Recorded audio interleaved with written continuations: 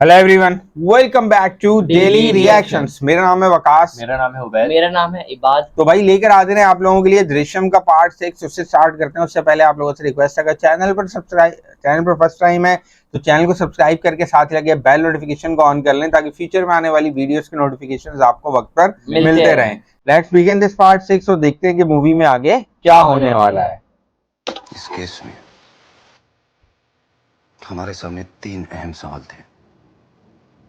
Sam की body किसने shift की, कब शिफ्ट की और कहां शिफ्ट की।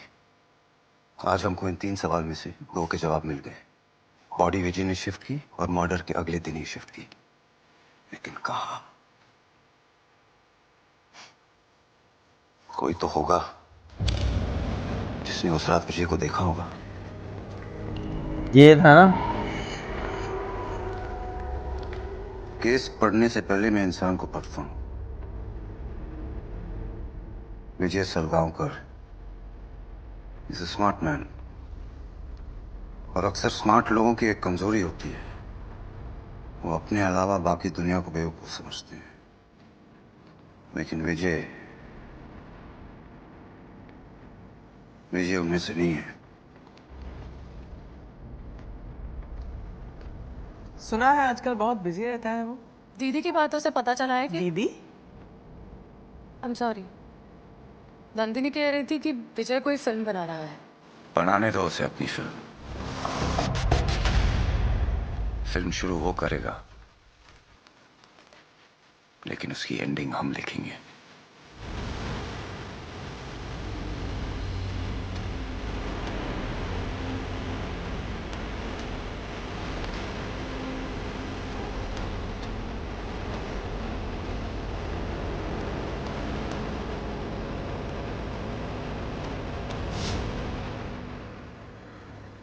इस पूरे केस में डेट और टाइम बहुत इंपॉर्टेंट है।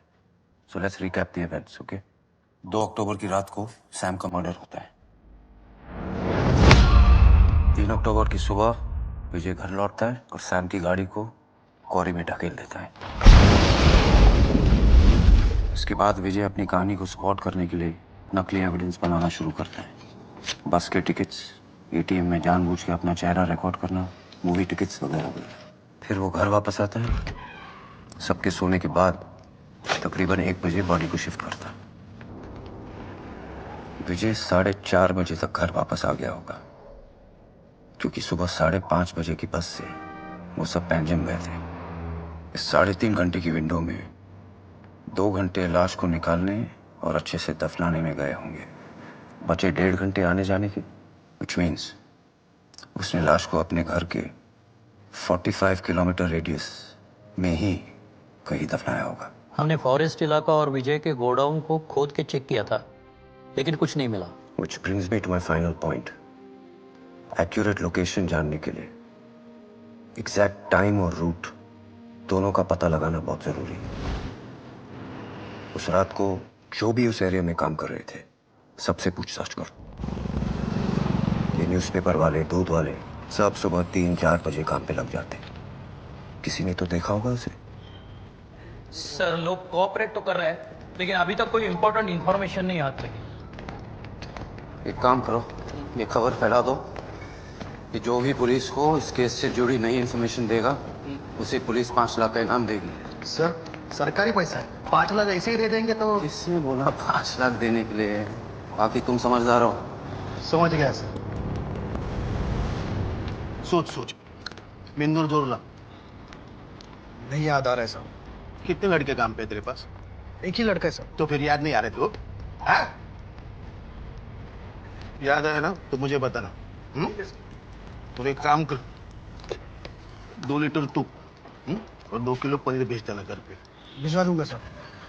सर, 3 अक्टूबर को विजय के घर के पास डलहौसी क्लब में एनुअल फंक्शन था, जिसमें रात के 12 बजे तक तू मकाना का नाम का फोकनी ड्रामा चला था।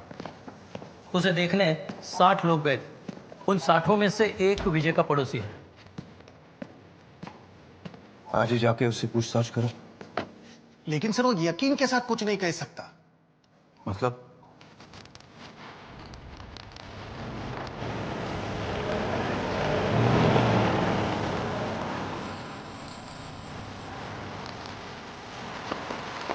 क्या सुभाष सालवी, कैसा है तू? एक बात पूछनी थी तेरे से।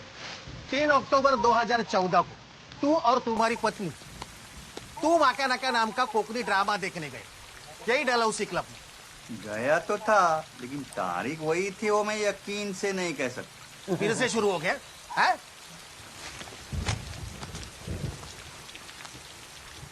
ये देख, उस ड्रामा का पास है, ध्यान से देख। क्या तारीख लिखी है? लिखा है तो वही 3 तारीख होगी।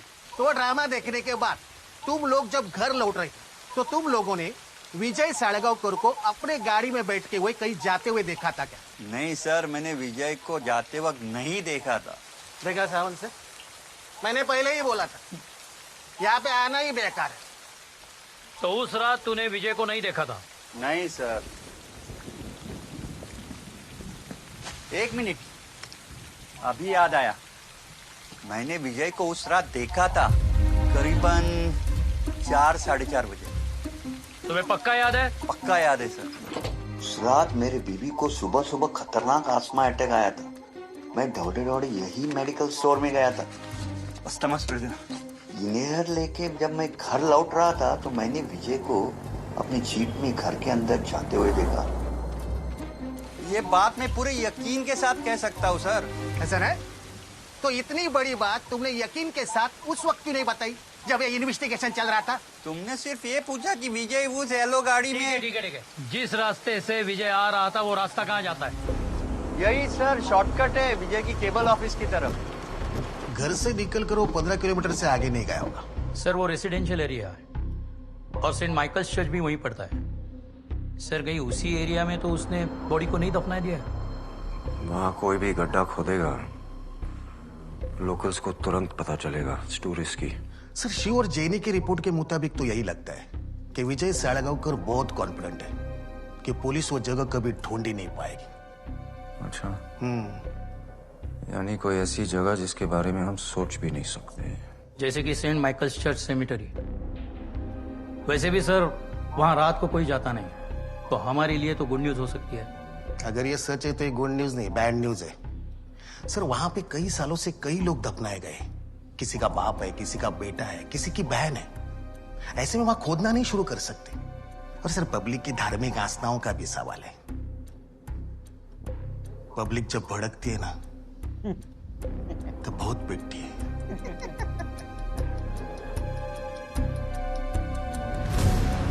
दुश्मन को हराने का मौका अक्सर दुश्मन आपको खुद देता है। अब बॉडी उधर है या नहीं, ये पता लगाने के लिए एक तरीका है।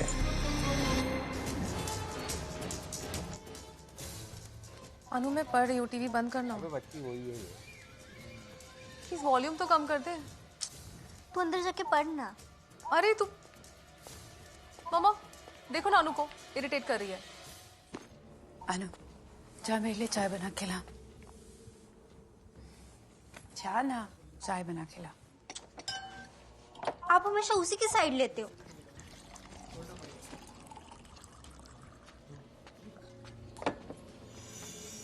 मामा पानी तक तो ठीक था, लेकिन चाय ज्यादा एक्सपेक्ट नहीं कर लिया आपने। वैसे मैं बना दूं? नहीं, बना लेगी।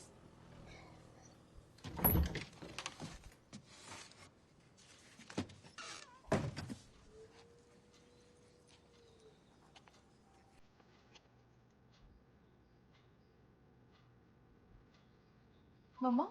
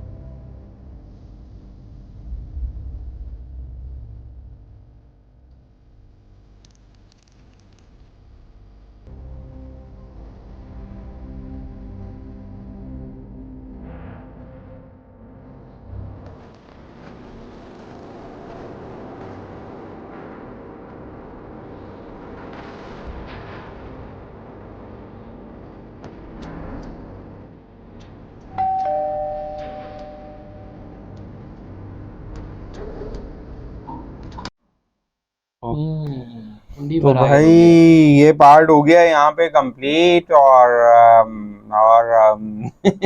कहानी खराब होती जा रही है यार। ये तो बड़ा सीरियस मामला हो गया है। कुछ वैसे सोचने वाली बात है, 7 साल के बाद केस वापसी उठ रहा है। 7 साल के बाद उठ नहीं रहा, असल में उठाया जा मेरे रहा है। वो उठाया जा रहा है। दूसरी बात ये है कि जो री इन्वेस्टिगेशन हो रही है ना, अब देखो मतलब ये एक अच्छा, मुझे शॉक अक्षय खन्ना जो है आईजी के रूप में जो है, ये बड़े खतरनाक लग रहे हैं ना, बहुत ज्यादा। और ये वर्दी सूट कर रही है इनके ऊपर।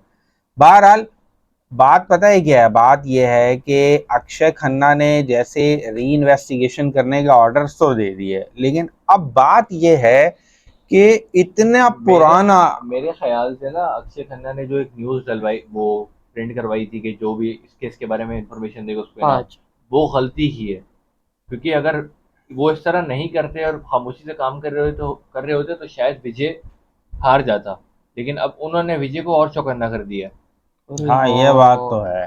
माशाल्लाह, विजय के भी दिमाग में ये बात आ जाएगी कि यार ये तो मतलब वो इन्वेस्टिगेशन दोबारा शुरू हो गई है, तो वो भी जाहिर बात है फिर कुछ प्लान करेगा। जैसे पार्ट 1 में हमने देखा कि वो इनसे एक कदम आगे था, एक क्या 10 कदम आगे था, तो यहाँ पे भी जो है ना वो फिर कुछ ना कुछ प्लान करेगा। और इस चीज का इकरार तो खुद आईजी ने कर दिया ना कि कुछ लोग ऐसे होते हैं जो अपने आप को ओवर स्मार्ट और दुनिया को बेवकूफ समझते हैं। यकीन हो गया कि विजय काफी ज्यादा तेज है, शार्प है। हाँ, तो वो मतलब वो ओवर कॉन्फिडेंट नहीं है। और दूसरा उसकी बेगम ने जो वो किया है ना, मतलब जो बेवकूफी जो की है वो अब जो है ना इनके गले पड़ रही है, क्योंकि हाँ, क्योंकि वहां से उनको ये चीज, क्योंकि वो जैसे उन्होंने बात की ना कि हमारे पास 3 सवाल थे। एक, बॉडी जो है वो किसने शिफ्ट की, कब शिफ्ट की और कहाँ शिफ्ट की।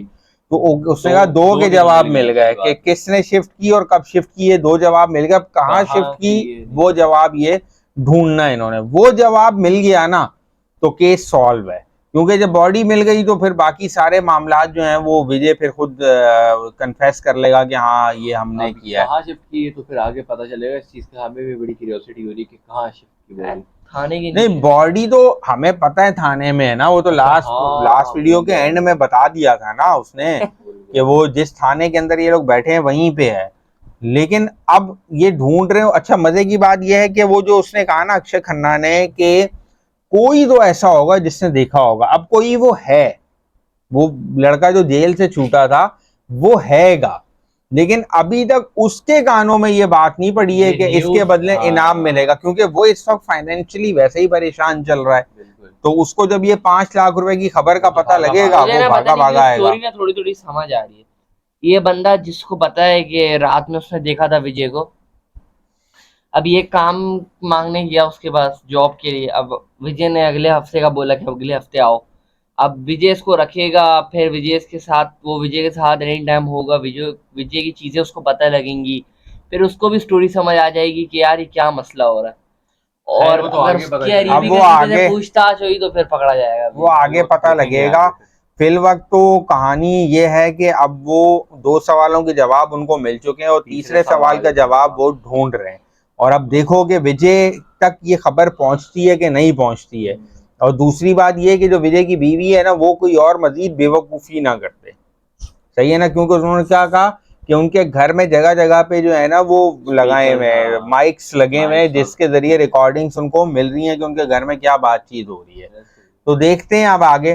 खैर बहरहाल इस पार्ट को करते हैं यहीं पे एंड। इस उम्मीद के साथ वीडियो आपको पसंद आई होगी। वीडियो अच्छी लगी हो तो वीडियो को लाइक करें, कमेंट करें, शेयर करें और चैनल को सब्सक्राइब करें। मिलेंगे आपसे नेक्स्ट वीडियो में। अपना बहुत ख्याल रखिएगा, बहुत सारी दुआओं के साथ। खुदा हाफिज।